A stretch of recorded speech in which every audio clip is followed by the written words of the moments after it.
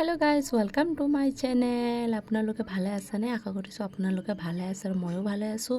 আপোনালোকে মোৰ থাম্বনেইলটো দেখি আজি গম পাইছে কিহৰ ৰেচিপি লৈ আহিছোঁ। আৰু আপোনালোকে এনেকৈ শীতকালত বনাই খাব। শীতকালত প্ৰচুৰ পৰিমাণে চব্জি থাকে, আপোনালোকে তেনেকৈ বনাই খাবচোন। টাটকা তাজা মাছৰ লগত ঝোল ভাল লাগিব। এয়াচোন মোৰ ভাজি বনাইছোঁ। আৰু এতিয়া প্ৰথমতে মই ৰেচিপিটো আপোনালোকে শ্বেয়াৰ কৰিম, কি দিছোঁ আৰু কেনেকুৱা বনাইছোঁ। আপোনালোকে চাই থাকিব মোৰ ভিডিঅ'টো স্কিপ নকৰাকৈ। প্ৰথমতে এইখনৰ পৰা এখন মূলা এটা লৈ লৈছোঁ। চোৱাচোন মোৰ খেতিৰ মূলা ইমান ডাঙৰ ডাঙৰ হৈছে। আৰু মাছ দুবিধ আছে বাৰু। এইটো মাছটো মানে ডাঙৰ মাছটো বনাম আৰু এটা এটা কৰি মাছটো ভাজি লৈছোঁ। ধুনীয়াকৈ অলপ ৰঙা কৰি ভাজি ল'ম মাছটো। পূৰা তেল কম কৰি দি পেলাই তৰকাৰীটো বনাম।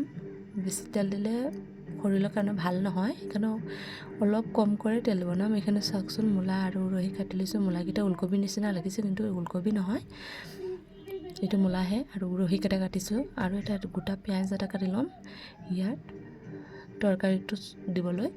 প্ৰথমে তেলত দিম পিঁয়াজটো, ধুনীয়াকৈ কাটি লৈছোঁ ইয়াত। আৰু ইয়াত কাঁহীখনতে থৈ দিছোঁ পাচলিৰ লগত। আৰু ইয়াত বিলাহীকেইটা দুটা দেখিছানে? এটা বিলাহী তৰকাৰী দিম আৰু এটা বিলাহী পেষ্টত দিম। তো বোলেচোন আমি পেষ্ট কৰিবলৈ কি লৈ লৈছোঁ আপোনালোক চাওক। মছলাটো বনাই লওঁ। মিক্সি জাৰ এটা লৈছোঁ, পিঁয়াজ এটা লৈছোঁ, বিলাহী কেইটামান লৈছোঁ, আদা লৈছোঁ আৰু কেইটামান কেঁচা জলকীয়া লৈছোঁ। এইখিনি পেষ্ট কৰি আনিম। এই পেষ্ট হৈ গ'ল। কেৰাহীটো গৰম কৰি অলপ ৰিফাইন অইল দিছোঁ।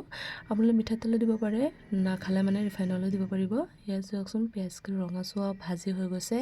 আৰু ইয়াত মূলা দি দিছোঁ আৰু উৰহি আৰু বিলাহী আৰু অলপ নিমখ দি দিছোঁ ছটিয়াই, আৰু অলপমান হালধি দি দিম আৰু ধুনীয়াকৈ লাৰি পেলাই ঢাকি দি দিম 5-10 মিনিটমান। দেখিছানে? ধুনীয়াকৈ লাৰি লৈছোঁ। পূৰা ৰঙা ধুনীয়া হৈ গৈছে দেই, আৰু ইমান ধুনীয়া হৈছে। এতিয়া ধুনীয়া লাৰা হৈ গ'ল। লাহে লাহেকৈ লাৰি দিম আৰু ধুনীয়াকৈ ইয়াত চোৱাচোন, ধুনীয়া ধুনীয়া ৰঙা ৰঙা হৈ আছে ভাজিখিনি। অলপ অলপ লাহে লাহে, পূৰা ল' ফ্লেমত ভাজিব দেই। বেছি মানে জুই দি দিলে এইখিনি পূৰা খাই যাব তলফালে। ধুনীয়া কৰি দিছে, ভাজি হৈ আছে এতিয়া ধুনীয়া কৰি। এতিয়া মই এটা কাঁহীৰে ওপৰফালে ঢাকা দি দিম। ঢাকনিটো দি পেলাই ইয়াত সিজিবৰ কাৰণে মই ঢাকা দি দিছোঁ।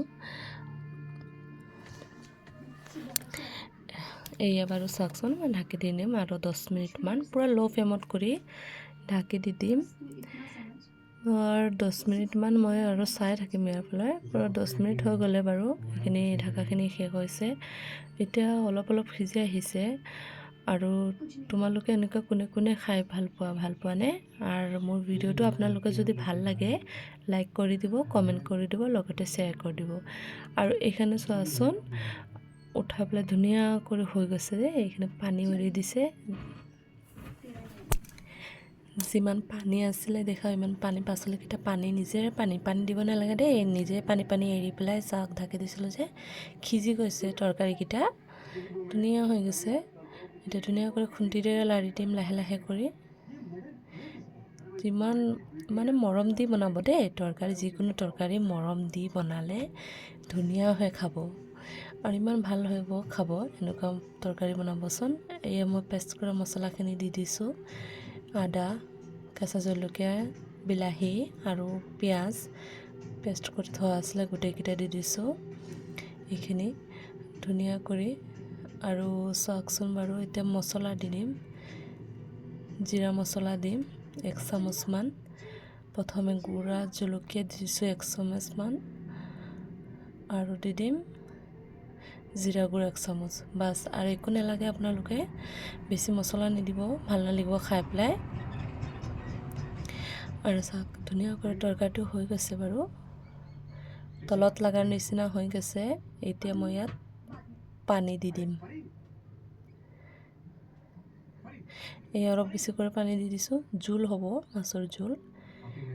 ধুনীয়া কৰি যেতিয়া উতলিব নহয় তেতিয়া মাছখিনি এৰি দিম ইয়াত।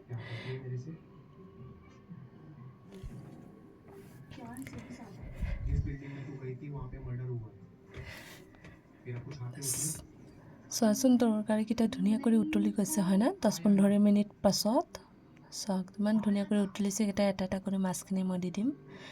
ইয়াত দি দিছোঁ। আপোনালোকে কেনেকৈ খায়নে বাৰু কমেণ্ট বক্সত জনাবচোন। মাছকেইটা দি দিছোঁ আৰু মই 15 মিনিটমান ইয়াত উতলাই ল'ম তৰকাৰীকেইটা। অলপ জোল শুকালে ধুনীয়া হ'ব খাই। চাওকচোন তৰকাৰীটো পূৰা উতলি পেলাই অলপ হৈছে জোলকেইটা, আৰু অলপ ধনিয়া পাত ওপৰৰ ফালে ছটিয়াই দি দিছোঁ, আৰু ভাল লাগিব খাই পেলাই। আৰু আপোনালোকক যদি মোৰ ভিডিঅ'টো ভাল লাগে তো মোৰ চেনেলটো ছাবস্ক্ৰাইব কৰিব নাপাহৰিব। প্লিজ ছাবস্ক্ৰাইব কৰি দিব মোৰ চেনেলটো। আজিলৈ মোৰ ইমানেই ভিডিঅ'টো।